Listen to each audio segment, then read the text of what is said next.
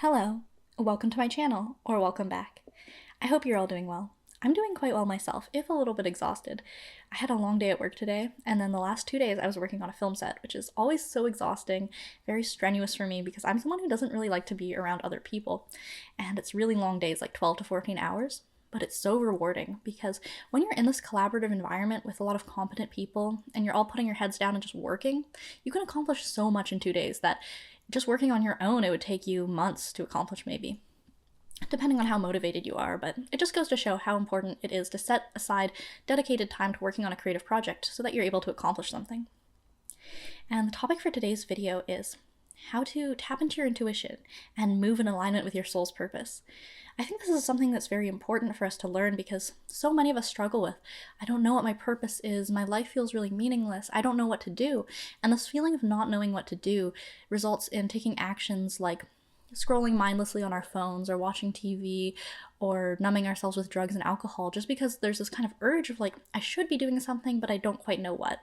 And your intuition is the guiding light that tells you what you should be doing. It's like a quest marker in a video game, showing you what the next step you need to take is to accomplish something on your mission. So this is something very important to learn. And intuition is somewhat like a muscle, like it's something that you can strengthen over time. It starts off as this very still, small voice inside yourself, and then over time it becomes this natural guiding factor where you don't even have to put an effort to listen to it necessarily, it just speaks for itself. And the first step in listening to your intuition is not necessarily trying to acquire it or chase it, but to quiet the other factors that are inhibiting it from expressing itself. So, for example, you might have certain resistances in your life or be possessed by certain external factors. So a resistance could be something like just a lot of self-hatred where you are really struggling with the circumstances you've been born into and your mortal form of just feeling like I'm incompetent, I'm ugly, I hate myself, or all these feelings are just stopping you from being able to make the best of your life. So it's really important that you unpack these. And one mindset shift that really helped me with this was thinking like, if my life was a video game, would that not be the most fun game ever, right? Like, if I was playing a video game like The Sims, I would decorate my Sims house to look exactly like mine, and I would give her all the same hobbies and profession, and then I would just sit there and watch the computer screen while she paints away. So then I kind of reframed it of like, wait, my life is like an even better video game, like an even more vivid virtual reality than what any game could reproduce. So why don't I just enjoy living my life directly and have that experience directly? And then we might also be experiencing certain external possessions. So for example, something like the influence from our parents or influence from school or just culture in general. So maybe your parents told you have to live a certain way. You need to have a house that looks a certain way, have a job that is fulfilling certain requirements, or you've even been conditioned by the schooling system to maybe think like it's really important for you to have one career, one vocation that you're chasing, and the careers are very clearly defined for you in what courses you can take and what degrees you can take. And it's really cutting off a lot of options. And it's really bound to our contemporary culture of like, well, of course the schooling system is going to push you into these professions that are going to be like a benefit to society at the current time, but maybe you have some interests that aren't necessarily so mainstream that they could be completed in a 4-year degree at a mainstream education center. So sometimes you need to forget a little bit about what you've learned and what you've been conditioned to believe you need to achieve in life in order to really tap into that intuitive voice. So intuition is really about moving at the right time, almost like a dance. And of course there are certain dances where you can learn the steps, but a lot of it is just moving in rhythm with the music, right? You can't have a dance without the music. I mean, maybe you could in some sort of contemporary dance, I don't know about that, but when you're just on the dance floor, right, you don't necessarily have to think about every single step you're taking. You just sort of move in rhythm very intuitively, right? And if you practice anything like an art form, like if you paint or if you play music, I think you'll understand what intuition is, but it could be a little bit difficult to translate this feeling into things that occur in your day-to-day life, maybe not in your art. And an example of something not quite working with intuition could be like a lack of musicality is almost how it feels like. Like if you've ever heard someone play a song and they don't actually follow the rhythm of the song, they play all the right notes in the right order, but that musical element is lacking, That's how it feels when you are moving through your life without intuition. It feels very strained. And even if things are looking good from the surface, right, it doesn't come together as a whole song. And that's really what your goal should be. And if you want to follow your life's purpose, it's like it feels like a song, naturally evolving and with a sense of just harmony in it. All right. And it's important to have this feeling of like, what I would tap into is like this cat-like reflexivity of like, when you drop a cat and it lands immediately on its feet, it doesn't stop to think about how should I orient my body so that I can drop and land on my feet. It's just this very intuitive process of being able to respond to things and very subtle movements, right? Like being able to catch your balance is something very intuitive. You don't necessarily have to think, okay, I'm going to shift this much weight onto this foot. It's just something that happens instantly. So it's very much like this in your day-to-day life of like finding balance is something you don't necessarily have to think about. You could find value in making out lists of like, this is how my day-to-day routine should go from 9 a.m. to 9 p.m. and really structure it out like that. If that's what works for you, then fine.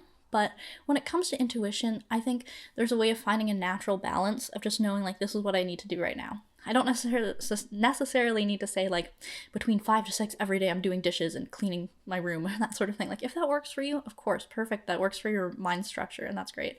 But if you're really moving with intuition, it's almost like you can get all those things done without needing to dedicate any mental effort to setting aside the time to do it. It's just like you are guided to do your dishes and keep your room clean.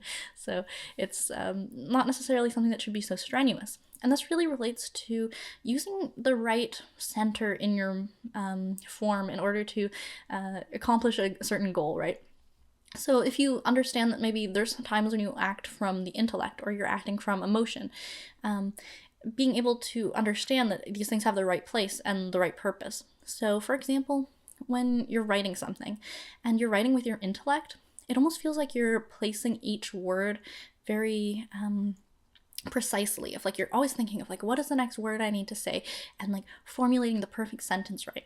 And if you're trying to write a book in this manner, unless it's some sort of very like academic text that needs to be laid out in this very strict way, it will take you a very long time to write this book, right? If so, just say you're writing prose, it could take you a year to write something that when you're acting intuitively, you could write in a week, because it just flows naturally out of you. You're not struggling and fighting against like, I need to come up with every single word and just like thinking about it, but it just flows from a more intuitive part of yourself. And this also relates to like physical movements, right? Sometimes you see people and they just seem so uptight and uncomfortable in their body. And then sometimes you see people who seem so relaxed that they move in this way that almost looks like an actor, of the cinematic quality to their movements. And this way that they express like a certain essence inside themselves. And that's like their soul is coming out and sort of animating your body like a marionette. When you're really tapped into this intuition, is like, you don't need to think about like, how should I put this glass down on the counter, or maybe you're like really rigid and you put it down in like a strange way. It's just like you naturally seem to flow in all your movements, and of course this extends in a greater sense to like what you're doing in your life, but it really starts inside first, of just an intuitive knowing of how I should be in the world. And it can also manifest in conversation. So someone who is extraordinarily quick-witted would be someone who's quite intuitive. Being able to read the room is an intuitive trait. So if you're someone who maybe struggles with relationships with other people, it could be because you're straining too much about thinking like, how am I being perceived right now? Like, what approach should I be taking to talking to this person? Like, I need to choose my words carefully in order to not offend them. What kind of jokes will they feel funny? Like, what kind of joke will land? But when you're acting from intuition, you have more of this quick wit, of this charisma, of just really just being yourself is really what it's about, of just letting the words flow out of you when it feels natural, not being so strained of like thinking, should I laugh at this person's joke, or will they think that I'm coming on to them or something? Just let yourself laugh and just flow with it, and just be in the moment is very important as well. And another part of being able to listen to that still small voice inside of you is to really quiet the mind, sweep clean the mind, right? And when you have all these thoughts buzzing around in your head, and maybe you're even giving your energy to some of these thoughts, this is distracting energy and focus that could be placed on your intuition, right? So, to maybe take in some practices of like meditation where you're observing your thoughts and letting them pass, and understanding that your thoughts are not really you.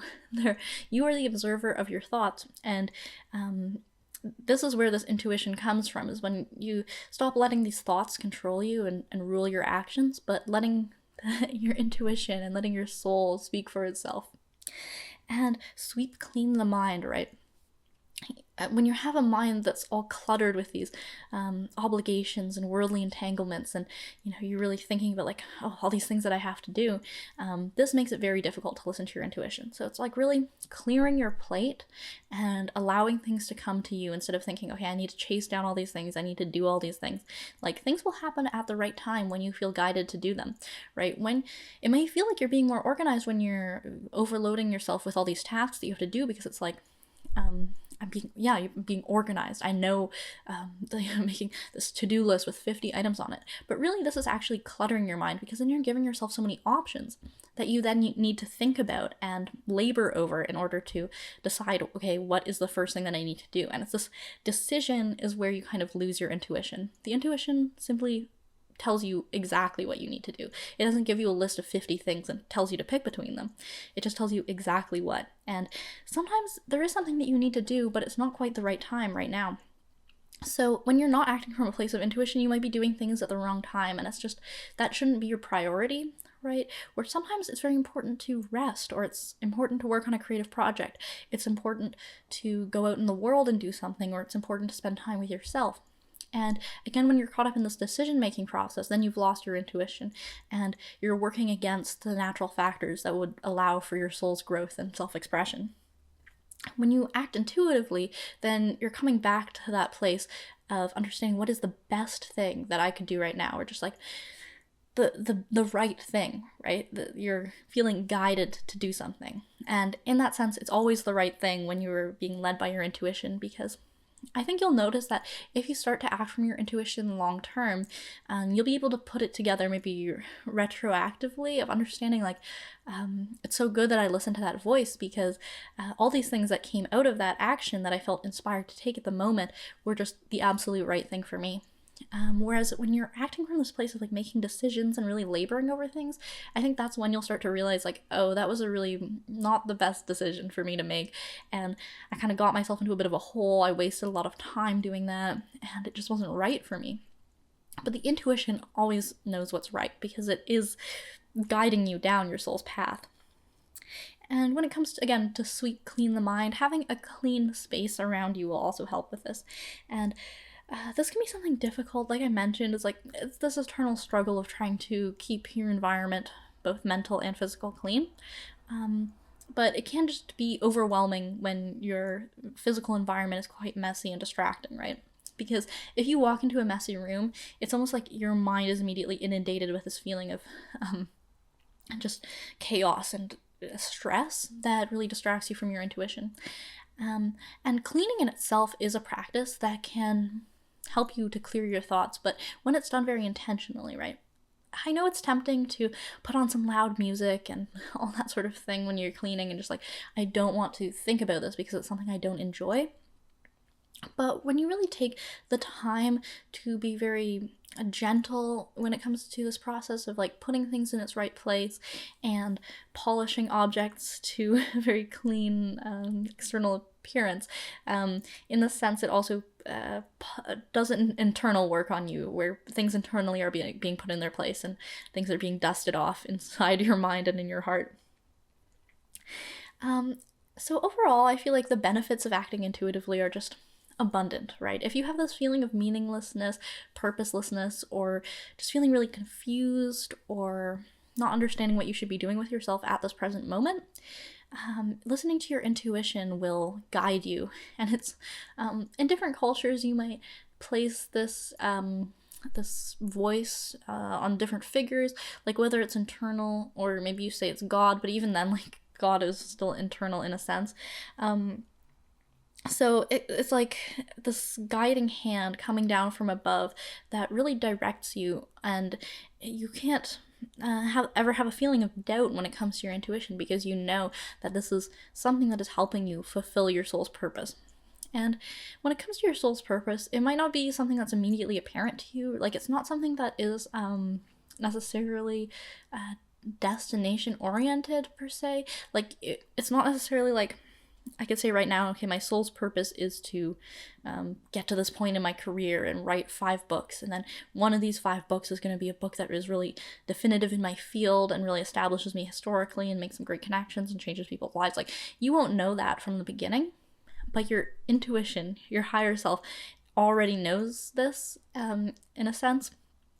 And it's not necessarily something that acts in linear time, so that's why it almost guides you in a way that it can feel kind of magical or strange sometimes, or it almost feels like you're predicting the future when you act from intuition.